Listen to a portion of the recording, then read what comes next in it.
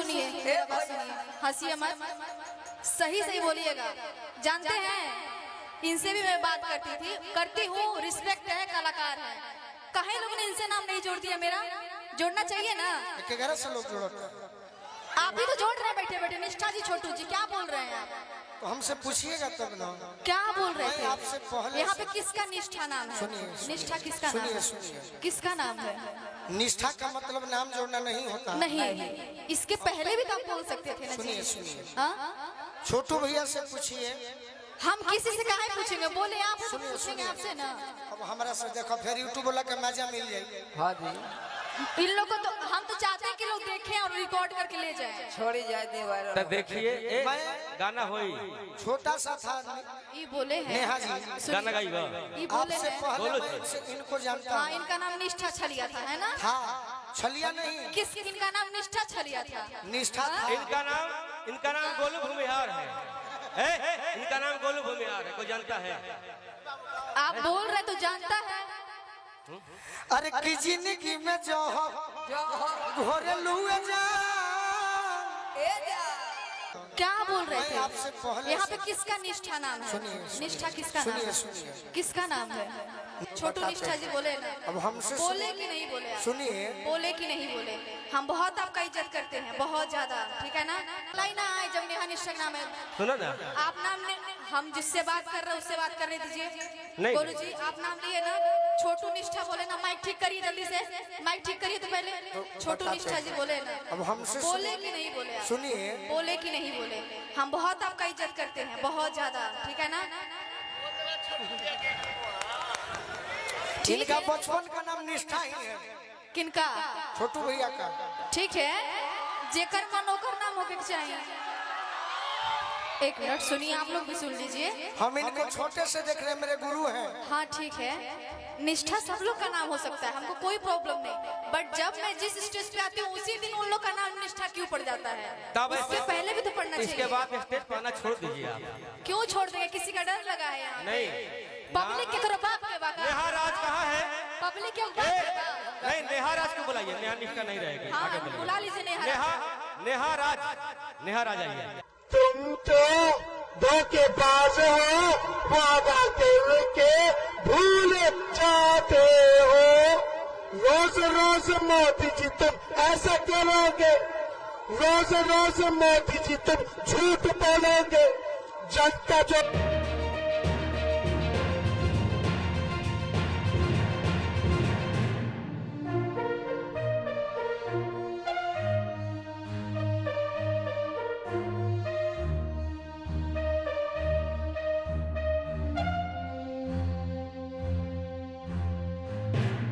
17 महीना में 5 लाख नौकरी और 3 लाख प्रक्रियाधीन है अभी नौकरी, यानी 8 लाख। 4.5 लाख ट्यूशन शिक्षकों को राजकीय कर्मी का दर्जा दिया। हम लोगों ने आरक्षण की सीमा 75% किया। हम लोगों ने जाति आधारित गणना कराए।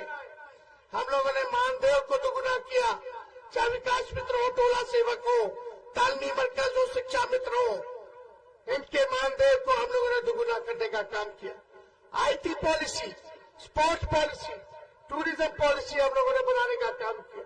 हम लोगों ने निवेशकों से बिहार बुला के इन्वेस्टर मीट करा करके इंडस्ट्री डिपार्टमेंट के थ्रू हम लोगों ने 50,000 करोड़ का एग्रीमेंट साइन करवाया कि वो बिहार में निवेश करेंगे, कारखाने खोलेंगे। हम लोग नौकरी दे रहे थे, हमारे चाचा के हाईजैक कर लिया, बीजेपी वाला पलट गए चाचा जी। हमारे भगवान जी तो जन्म ही जेल में हुआ है, हम लोगों को किससे डरा रहे हो?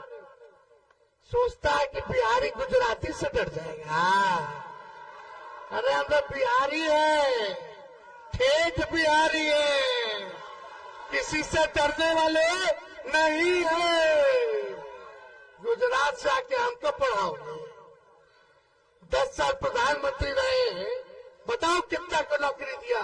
तेजस्वी उप मुख्यमंत्री रहा, 17 महीने में एक राज्य में 5 लाख लोगों को सरकारी नौकरी दिया। आप प्रधानमंत्री लेकर के कितना दिए रे भाई? कोई जवाब नहीं।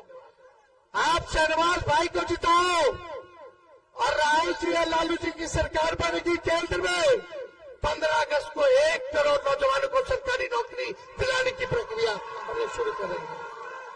कितना? और हर गरीब परिवार की बहनों को 1 लाख रुपया सालाना मदद किया जाएगा।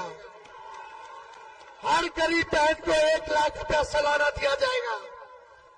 गैस की कीमत 500 रुपया कर दिया जाएगा सिलेंडर गैस का, और 200 यूनिट फ्री में बिजली। किसानों के लिए 10 फसल का एमएसपी तय कर दिया जाएगा, और बिहार को स्पेशल राज्य का दर्जा, बिहार को स्पेशल पैकेज 1,60,000 करोड़ का, यानी 40 लोकसभा में अगर डिवाइड करें 1 लोकसभा में तो 4,000 करोड़ 1 लोकसभा में बनेगा। तो चुपचाप, जोर से आवाज आना चाहिए पीछे से भी, चुपचाप चुपचाप चुपचाप भाजपा भगाओ, भाजपा भगाओ, भाजपा भगाओ। लेकिन मोदी जी ने कहा ये अब सोने का शेर बनेगा जो दुनिया में दहाड़ने का काम करेगा। साहब ये भारत श्रेष्ठ बनाना। लेकिन कुछ लोग ये चिंता करते हैं कि उनके परिवार के लोग आगे नहीं आ पाए। लालू जी रोज कह रहे हैं कि संविधान खतरे में, आरक्षण खतरे में, लेकिन वो बताते नहीं है कि खतरा में कैसे है। मोदी जी को 10 साल हो गया साथियों, 10 साल, और 10 साल में मोदी जी का कोई परिवार नहीं जानता है। लेकिन दूसरा तरफ आरक्षण को याद कीजिए साथियों, 1990 से लेकर 2005 तक, 2001 में भी मुखिया का चुनाव हुआ, 2002 में भी वार्ड काउंसिलर का चुनाव हुआ, एक व्यक्ति को आरक्षण नहीं मिला। चाहे वो दलित समाज हो, अति पिछड़ा समाज हो या महिला हो, किसी को आरक्षण नहीं मिला। लेकिन 2005 में जैसे ही बिहार में एनडीए की सरकार नीतीश कुमार जी के नेतृत्व में, आदरणीय सुशील मोदी जी के नेतृत्व में बना, तो पहली बार बिहार में महिलाओं को 50% आरक्षण किसने दिया? नीतीश कुमार और एनडीए की सरकार ने। यह है बिहार में आरक्षण का फॉर्मूला। लालू जी कहते हैं मैं हटूंगा, मेरी पत्नी श्रीमती राबड़ी देवी बैठी। फिर कहा उन्होंने कि मेरी पत्नी बन गई मुख्यमंत्री, मेरा बेटा क्रिकेट खेल रहा था, कभी क्रिकेट खेलने नहीं दिया, पानी ढोते रह गया, अब इसको उप मुख्यमंत्री बनाओ, उप मुख्यमंत्री बना दिया। फिर दूसरा बेटा जिसने महिलाओं के ऊपर अत्याचार किया, अपनी पत्नी को घर से निकाला, अब कहते हैं उसको मंत्री बना दो। जब आदरणीय रामकृपाल यादव जी ने 2014 में उनकी बड़ी बेटी को चुनाव हरा दिया, तो आरक्षण देकर उसको राज्यसभा का एमपी बना दिया। यही है आरक्षण। और आजकल कह रहे कि टूरिस्ट बेटी, जब बिहार में जंगल राज उन्होंने स्थापित कर दिया था साथियों, तो उनकी बेटी भी भागकर सिंगापुर चली गई, बेटी भी साथ में नहीं रह रही थी। आज बेटी लालू जी की बेटी बनकर आई है कि छपरा का सांसद बन, ये टूरिस्ट आई है। और मैंने तो छपरा के लोगों को आग्रह किया है, एक बार हरा दो, 5 साल तक यदि हम टिक जाए तब मेरा नाम सम्राट चौधरी बदल देना। वो टिकने वाले लोग नहीं है। बिहार के विकास के लिए कभी खड़ा लालू जी नहीं। एक समृद्ध बिहार की चिंता हम लोगों को करनी पड़ेगी साहब। और आज मोदी जी ने बड़ा स्पष्ट तौर पर गरीबों की चिंता किया, गरीबों को पक्का मकान देना शुरू। 75 वर्ष की आजादी में 3.5 करोड़ लोगों को पक्का मकान मिला साहब, लेकिन मोदी जी के शासनकाल में 4 करोड़ 35 लाख लोगों को पक्का मकान मिला, और उसमें से 55 लाख सिर्फ बिहार में।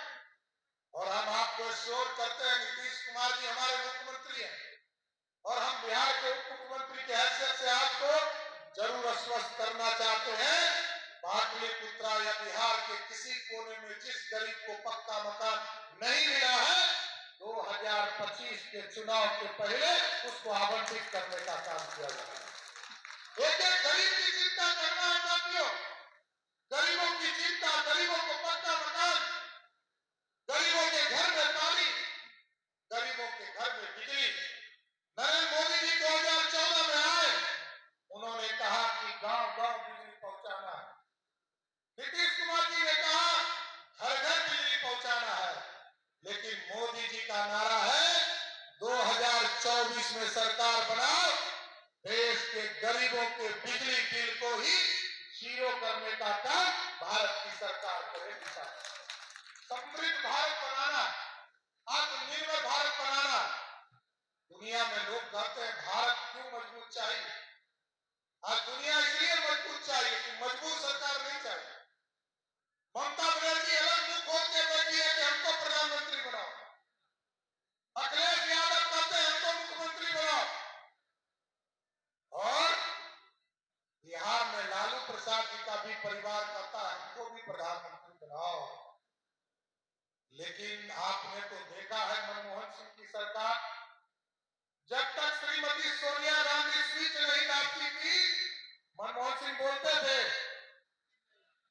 अब 56 इंच वाला छीना वाला प्रधानमंत्री है साथियों। और आज दुनिया में डंका बज रहा। ठीक कहा जीतन राम मांझी जी ने, जब यूक्रेन और रशिया का लड़ाई हो रहा था तो सब लोग देश के यशस्वी प्रधानमंत्री की तरफ देख रहे थे और कह रहे थे कि हमारे बच्चे कैसे वापस आएंगे। मोदी जी ने कहा पुतिन जी युद्ध को रोको, और रुक गया। और जब युद्ध रुक गया तो पुतिन ने पूछा कि भारत के बच्चे को पहचानेंगे कैसे मोदी जी? मोदी जी ने कहा जिस बच्चे के हाथ में तिरंगा होगा वही भारत का बच्चा होगा साथियों। ये भारत और समृद्ध भारत बन रहा है। लेकिन दूसरे तरफ भ्रष्टाचारी लोग खड़े हैं। कोई अपने बच्चे को मुख्यमंत्री बनाना चाहता है, कोई अपने भतीजे को मुख्यमंत्री बनाना चाहता है। मोदी जी ने कहा है कि मोदी की गारंटी है जब तक इस देश में भ्रष्टाचार करोगे तब तक जेल जाना पड़ेगा। और आज देखिए अरविंद केजरीवाल जेल में है कि नहीं है, हेमंत सोरेन जेल में है कि नहीं है, और गारंटी है भ्रष्टाचार जो करेगा उसको जेल जाना पड़ेगा। और हम लोगों ने भी अभी मार्च में कानून बनाया है साथियों। बिहार में 3 तरह के माफियाओं से हम तंग हो चुके हैं। ये बालू माफिया, शराब माफिया और जमीन माफिया। एकदम सबको चिन्हित करवा रहा हूं। डीएम एसपी इस पूरे काम में लगे हैं। एक एक को चिन्हित किया हूं, या तो सबको बेऊर जेल में डालूंगा, नहीं तो बिहार छोड़कर भागना पड़ेगा। एकदम स्पष्ट रहिए, माफ नहीं किया जा सकता। और कुछ अपराधी तो घूम रहे हैं और कुछ लोग गलत फहमी भी फैला रहे हैं। एकदम भुला जाइए, भारतीय जनता पार्टी के अंदर किसी भी माफिया को एंट्री नहीं करने दूंगा। एकदम अस्वस्थ रहिएगा। पाटलिपुत्रा हो, दानापुर हो, मैं सब जगह के लोगों को छीन रहा हूं। एकदम स्पष्ट रहिए, क्योंकि राम कृपाल जी को चुनाव जिताकर लालू जी के जो सपने हैं उसको समाप्त करना है। 2004-9 में आपने वहां से एनडीए को जिताया, 2014 में राम कृपाल जी को जिताया, 2019 में राम कृपाल जी को जिताया। एकदम आग्रह करना चाहता हूं, पाटलिपुत्रा का एक एक वोट आदरणीय राम कृपाल जी को देकर फिर से मोदी जी की सरकार बनाइए। तो बनाइए क्या ना? एक बार हाथ उठा के बोलिए तो माला चढ़ाए राम कृपाल जी को। पक्का ना? एकदम गांव गांव घर घर तक जाकर आदरणीय राम कृपाल जी को चुनाव जिताना है।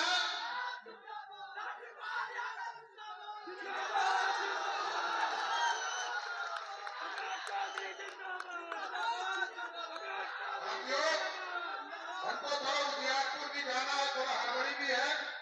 उजियारपुर की सभा भी करनी है, रोड शो भी वहाँ कार्यक्रम करना है। आप लोगों से क्षमा मांगते हुए आगे के कार्यक्रम में जाऊंगा। फिर से अपनी बातों को समाप्त करते हुए